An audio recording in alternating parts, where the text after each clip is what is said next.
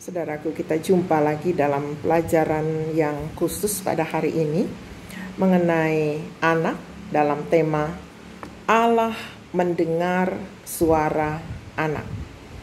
Diambil dari Kejadian 21 ayat 8 sampai 21. Saudara bisa baca kisah ini sendiri, dan penekanan ada pada ayat 14 sampai ayat yang ke-20. Nah, cerita ini diawali oleh pengusiran Hagar oleh Sarah. Mengapa Hagar diusir? Karena anak. Terjadi konflik dalam keluarga yang paling terkemuka di Alkitab. Konflik ini berlanjut hingga kini, bahkan mempengaruhi dua agama besar di dunia ini. Konflik tentang anak sangat berdampak dalam kehidupan sebuah keluarga. Mengapa? Karena anak adalah lambang atau status keluarga, penerus nama besar keluarga. Lihat ayat yang ke-10. Sebuah keluarga juga bisa pecah karena masalah anak. Namun Tuhan berjanji bahwa anak dipelihara oleh Tuhan, dan pemeliharaan Tuhan total dan sempurna. Lihat ayat yang ke-12, ayat yang ke-13, dan ayat yang ke-20. Nah, bagaimana cara Allah bekerja dalam pemeliharaannya kepada anak? Yang pertama, Allah mendengar suara anak, dan Allah datang menolong serta bertindak. Ketika Abraham menyuruh Hagar dan anaknya Ismail pergi, Abraham hanya memberikan bekal seadanya. Kalau tidak, bisa dikatakan sedikit sekali. Akhirnya dalam perjalanan mereka, ketika mereka tiba di gurun Berseba, bekal dari Hagar habis. Ismail dikatakan hampir mati dalam ayat yang ke-16. Hagar berseru kepada Tuhan. Tuhan datang menolong. Namun menarik dengan pernyataan yang Tuhan berikan dalam ayat yang ke-17. Tuhan menolong karena Allah telah mendengar suara anak itu dari tempat ia berbaring. Alkitab tidak mencatat bahwa Ismail mengeluarkan perkataan. Mungkin ia hanya mengerang karena kehausan dan kelaparan. Namun Allah mendengar.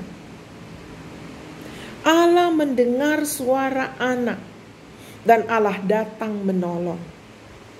Anak berseru dari tempat ia berbaring. Mungkin dari suatu tempat yang tidak layak. Mungkin anak dalam kondisi yang lemah, dalam ketakutan. Anak yang terlantar, anak yang tidak pernah didengar suaranya. Namun Allah mendengar suara anak, dan Allah datang menolong. Bukan tidak mungkin pertolongan yang kita terima saat ini berasal dari doa dan seruan anak. Mungkin seruan itu datang dari anak kita, atau anak-anak yang ada di dalam jemaat kita. Ingat, Allah mendengar suara anak, dan Allah datang menolong. Yang kedua, Allah mendengar suara anak dan Allah mengutus orang untuk menolong anak. Allah mendengar suara anak dan dia menolong melalui siapa? Dalam teks yang kita baca, siapakah yang menolong Ismail? Apakah malaikat Tuhan datang langsung menolong Ismail? Tidak. Allah meminta Hagar yang adalah ibunya untuk mengangkat anak itu dan membimbing dia. Lihat ayat yang ke-18. Menarik bukan? Janganlah berpikir bahwa malaikat datang langsung untuk menolong anak, walaupun Allah berkuasa melakukannya. Allah memakai kita Orang yang paling dekat dengan anak untuk menolong mereka, mengangkat dan membimbing mereka. Dalam konteks masa kini, janganlah juga berharap bahwa ada lembaga pelayanan anak yang terkenal dengan program-program mereka akan menolong anak. Bisa saja. Yang paling kompeten menolong anak adalah mereka yang paling dekat dengan anak. Bisa jadi orang tua anak, keluarga anak, gereja tempat anak beribadah. Penting membawa anak-anakmu beribadah dengan tetap di sebuah gereja. Kitalah yang menjadi malaikat-malaikat yang diutus Tuhan untuk menolong anak. Melalui kita Tuhan akan menjalankan rencana besarnya untuk anak-anak kita. Lihat ayat yang ke-18b. Ismail pun dijadikan suatu bangsa yang besar. Sadarkah saudara sebagai orang tua? Sebagai orang tua anak, saudara memiliki tanggung jawab yang besar dan mulia untuk mengangkat dan membimbing anak-anakmu. Apalagi di masa COVID-19 ini. Stay at home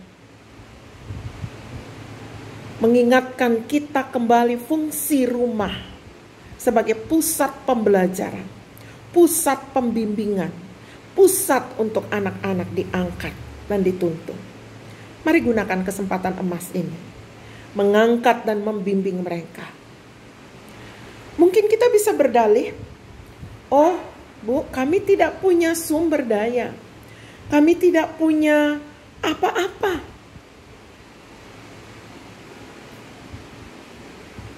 Sikap yang sama pernah dimiliki oleh Hagar ketika air bekal mereka sudah habis. Hagar berpikir bahwa mereka tidak lagi punya apa-apa dan hanya menunggu mati. Ajaib saudara, Tuhan membuka mata Hagar untuk melihat bahwa ada sumur yang berlimpah air untuk kebutuhan mereka. Ketika Hagar berseru, tidak tahan aku melihat anak itu mati.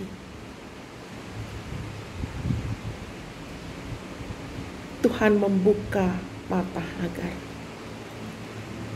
Kalau kita berpikir bahwa kita tidak punya apa-apa saat ini untuk menolong dan memelihara anak-anak kita, dalam rumah tangga kita, dalam jemaat kita, mari kita minta kepada Tuhan untuk membuka mata kita, melihat betapa banyaknya sumber daya di sekitar kita yang dapat kita pakai untuk melindungi dan memelihara anak-anak kita. Sebagai pelayan Tuhan dan pemimpin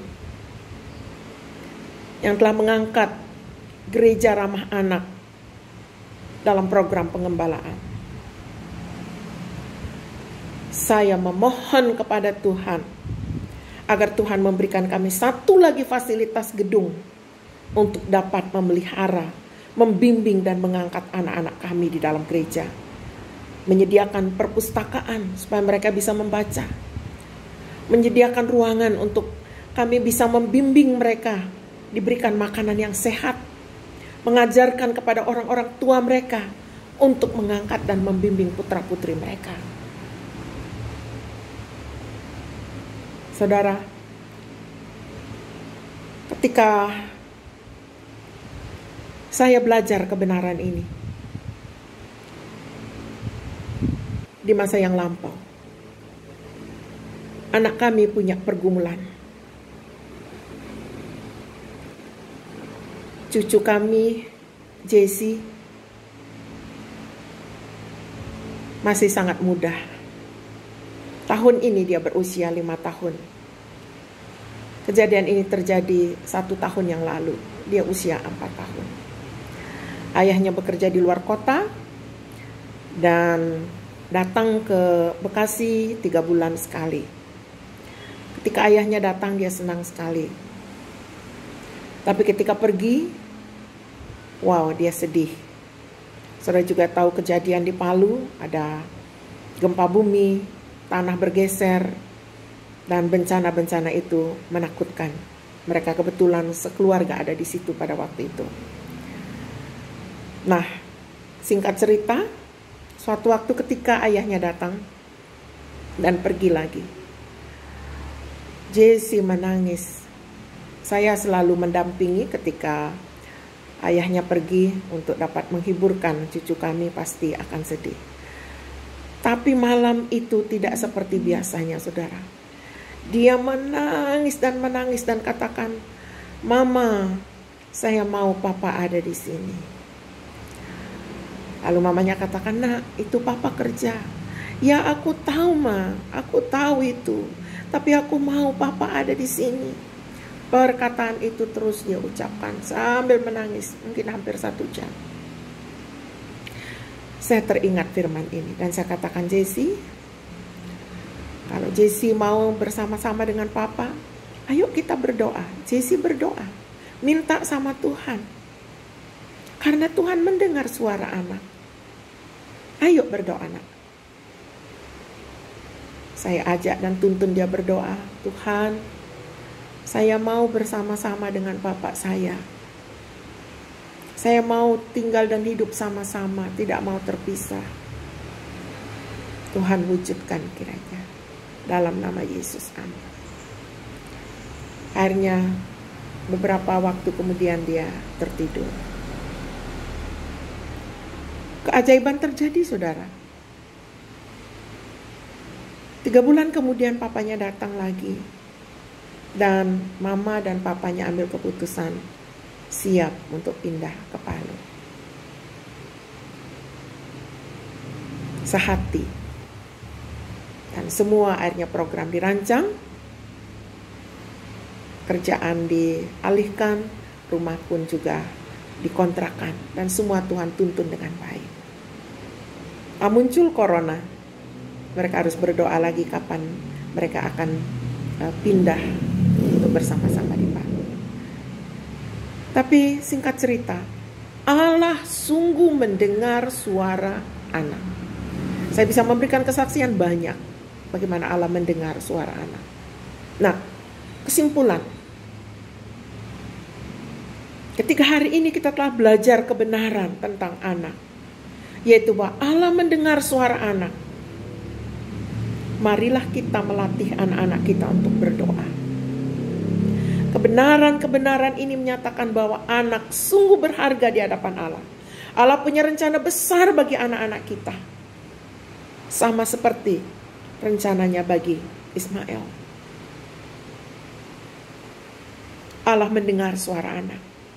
Juga berarti bahwa Allah mau memakai kita, orang yang paling dekat dengan anak, sebagai alatnya untuk memelihara dan melindungi anak. Namun dalam tugas kita ingatlah bahwa Allah lah yang menyertai anak. Kita hanyalah alatnya. Dengan demikian, kita harus berserah dan rendah hati.